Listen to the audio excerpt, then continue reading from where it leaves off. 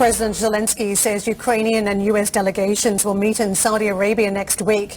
In a statement on his Telegram channel, Zelensky said Ukraine would work constructively for a, quote, quick and reliable peace. He's scheduled to meet the Saudi Crown Prince on Monday ahead of the negotiations.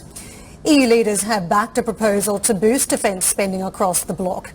The European Council called for the Commission to urgently enact the plan, which could mobilise as much as 800 billion euros. But leaders could not reach agreement on Ukraine, with Hungarian Prime Minister Viktor Orban opposing language pledging more military aid and setting out conditions for peace, text that was instead issued by the other 26 leaders at the summit. And let's get out to Sylvia for more from Brussels. Sylvia, I was just having a terrific conversation about how large this spending package is on defence, but that there could be execution issues bringing it to bear. How it is deployed, if it happens, is going to be crucial too. No doubt, and of course that's why the upcoming conversations among the finance ministers will be important, so we get a better idea of how this defense spending is actually going to work.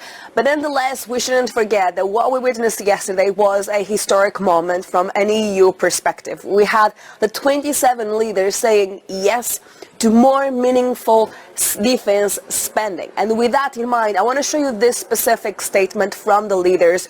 Yesterday, they actually called on the Commission, and I quote here, to explore further measures that will facilitate significant defense spending at the national level.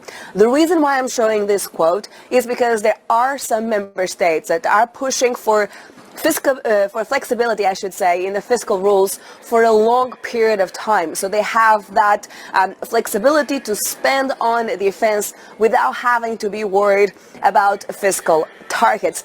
This is important because one of the countries pushing for that is actually Germany.